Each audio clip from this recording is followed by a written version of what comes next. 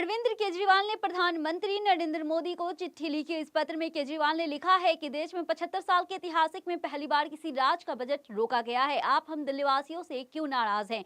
Please Delhi budget मत रोकिए। दिल्ली वाले आसपास हाथ जोड़ करके प्रार्थना कर रहे हैं, हमारा बजट पास करा दीजिए। अरविंद केजरीवाल ने दावा किया है कि केंद्र सरकार ने दिल्ली के बजट पे सोमवार शाम रोक लगा दी। सौरभ भारद्वाज ने दिल्ली का बजट रोके जाने को लेकर के आज प्रेस कॉन्फ्रेंस की। इसमें उन्होंने कहा है, बजट बहुत पवित्र होता है और ये लोकतंत्र का एक बहुत ही बड़ा पर्व है। मुझे याद नहीं आता है कि देश का क्या पूरे विश्व में किसी राज्य का बजट पेश होने से रोक लिया जाए। कर्नाटका विधानसभा चुनाव के लिए सभी राजनीतिक दल अभी से तैयारी में जुट गए हैं। इस बार कर्नाटका विधानसभा चुनाव इसलिए भी दिलचस्प है क्योंकि गुजरात की तरफ से केजरीवाल की आम आदमी पार्टी यहां पे भी विधानसभा चुनाव लड़ रही है। राज्य की 224 विधानसभा सीटों में से 80 पर पार्टी ने अपने उम्मीदवारों के नाम की घोषणा कर दी। ममता बनर्जी और बिहार के मुख्यमंत्री नीतीश कुमार 2024 के आम चुनाव से पहले तीसरा मोर्चा बनाने के प्रयासों के तहत दिल्ली के मुख्यमंत्री अरविंद केजरीवाल द्वारा बुलाई गई बैठक में शामिल नहीं हुई। ममता बनर्जी की टीएमसी, बीजेपी और कांग्रेस दोनों से दूरी बनाए रखना चाहती है। कांग्रेस, आम आदमी पार्टी, टीएमसी समेत विपक्षी नेताओं पर कार्रवाई कर रही है। उधर इंटरपोल ने पंजाब नेशनल बैंक के साथ 13,000 करोड़ रुपए के धोखाधड़ी मामले में आरोपी भगोड़े मेहुल चोकसी को अपने रेड नोटिस लिस्ट से हटा दिया गया है। इस पर अब राजनीति शुरू हो गई है। वहीं मल्लिकार्जुन खड़गे ने बीजेपी पे जुबानी हमला बोला है। खड़गे ने शायराना अंदाज में ट्वीट किया, विपक्षी नेताओं के लिए ईडी सीबीआई पर मोदी जी, हमारे मोहिल भाई के लिए इंटरपोल से रिहाई, जब परम मित्र के लिए कर सकते हैं तो ठप, तो पुराना मित्र जिसको किया था 5 साल पहले फरार, भला उसकी मदद कैसे करेंगे इनकार। डूबे देश को हजारों करोड़ ना खाने दूंगा, बनाना जुल्म बेजोड़। उत्तराखंड मंत्रिमंडल ने साल 2023 से लेकर 2024 के लिए नई आबकारी नीति को मंजूरी दे दी है। मुख्यमंत्री पुष्कर सिंह धामी के नेतृत्व में राज्य मंत्रिमंडल की बैठक हुई है। इसमें नई आबकारी नीति को मंजूरी दे दी गई है। नई नीति के तहत अब प्रदेश में बिकने वाली रेगुलर ब्रांड की शराब की कीमत में उत्तर प्रदेश के मुकाबले प्रति बोतल 20 रुपए से ज्यादा अंतर नहीं होगा, जबकि पहले यह अंतर बहुत ज्यादा था। अशोक गहलोत और केंद्रीय मंत्री गजेंद्र सिंह शेखावत के बीच शुरू हुआ विवाद थमने का नाम नहीं ले रहा। वहीं एक बार फिर गजेंद्र सिंह शेखावत ने सीएम गहलोत पर निशाना साधा है। उन्होंने दावा किया है, राजस्थान में गहलोत सरकार की योजनाएं झूठी है। साथ ही उन्होंने राज्य सरकार पे केंद्र से मिली योजनाओं का हिसाब न देने पे भी आरोप लगाया। आईटी डे जॉब फेयर के पहले दिन 3600 युवाओं को रोजगार मिली। इसकी जानकारी खुद सीएम अशोक गहलोत ने सोशल मीडिया पे दी है। उन्होंने लिखा है कि यह बहुत ही खुशी की बात है कि आईटी दिवस के उपलक्ष्य में आयोजित जॉब फेयर के पहले ही दिन 36 युवाओं को रोजगार का सपना भी पूरा हुआ। संसद में बजट सत्र का दूसरा चरण जारी है। राहुल गांधी के लंदन में बयान और अडानी मामलों पर संसद में लगातार हंगामा हो रहा है। हंगामा आज भी जारी है। बीजेपी राहुल गांधी से उनके बयानों को लेकर के माफी की मांग कर रही है। Shraddha Walkar murder case, Delhi police ने अदालत के सामने बड़ा खुलासा किया। इस मामले पर अपनी दलील रखते हुए पुलिस ने कथित तौर पर अदालत को एक क्लिप सुनाई, जिसमें श्रद्धा को कहते हुए देखा जा रहा है कि आफ्ताब उसकी हत्या कर देगा। दिल्ली सरकार की तरफ से पेश हुए विशेष लोक अभियोजक अमित प्रसाद के मुताबिक इस क्लिप में यह साबित होता है कि श्रद्धा को पहले से ही पुणे वाले से जान का खतरा था। वह हमेशा उसके साथ मारपीट करता रहता था। अमेरिका के सैन फ्रांसिस्को में खालिस्तानी समर्थकों की ओर से भारतीय दूतावास में घुसकर तोड़फोड़ किए जाने की घटना को बाइडेन सरकार ने कड़ी निंदा की है। अमेरिका ने इस तरह के हमले को पूरी तरह अस्वीकार बताया है। छत्तीसगढ़ के नक्सल प्रभावित बीजपुर जिले सुरक्षा बलों ने मुठभेड़ में एक नक्सली को मार गिराया है। पुलिस अधिकारियों ने ये जानकारी दी।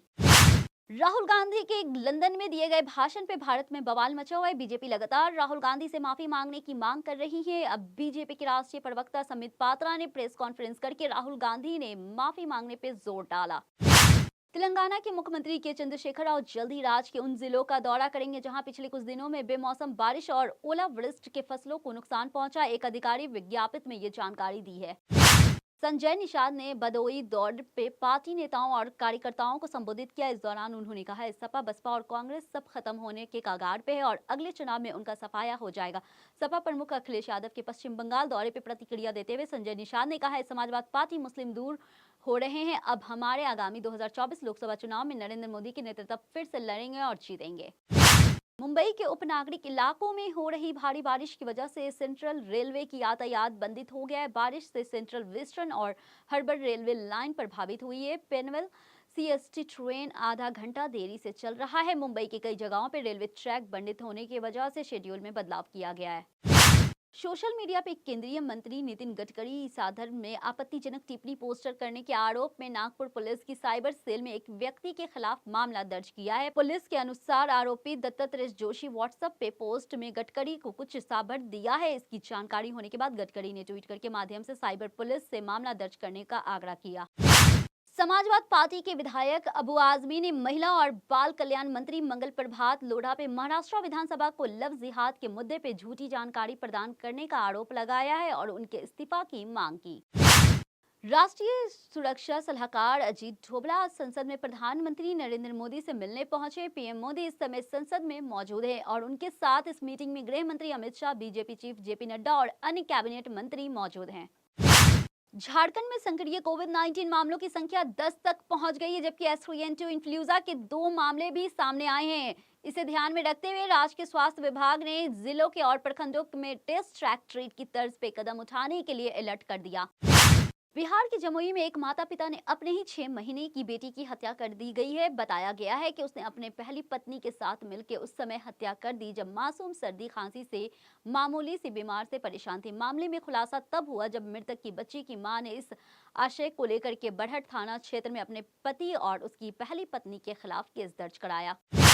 नोएडा में पुलिस ने एक सनसनीखेज हत्याकांड का खुलासा किया है। यहाँ 2 भाइयों ने अपनी बहन को मौत के घाट उतार दिया है। उसका शव हिंडन नदी में फेंक दिया गया है। पुलिस ने करीब 1 सप्ताह की जांच के बाद मृतक के 2 भाई सरताज और शाहरुख को गिरफ्तार कर लिया। देश की राजधानी में 14 साल की नाबालिग का अपहरण कर वेश्यावृत्ति करने का मामला सामने आया है। नाबालिग मेडिकल कराने के बाद पुलिस ने अपहरण और पॉक्सो एक्ट के धारा में केस दर्ज कर 2 नाबालिग सहित 5 आरोपी को पकड़ लिया है, जबकि मामलों में 2 महिला की तलाशी की जा रही है। दिल्ली सरकार द्वारा मंगलवार को वित्तीय वर्ष 2023 से लेकर 2024 का बजट पेश किया जाना था, लेकिन केंद्र और दिल्ली सरकार के बीच आरोप प्रत्यारोप की वजह से आज बजट पेश नहीं हो सका। इसको लेकर के केंद्र सरकार और दिल्ली की आम आदमी पार्टी सरकार आमने सामने आ गई।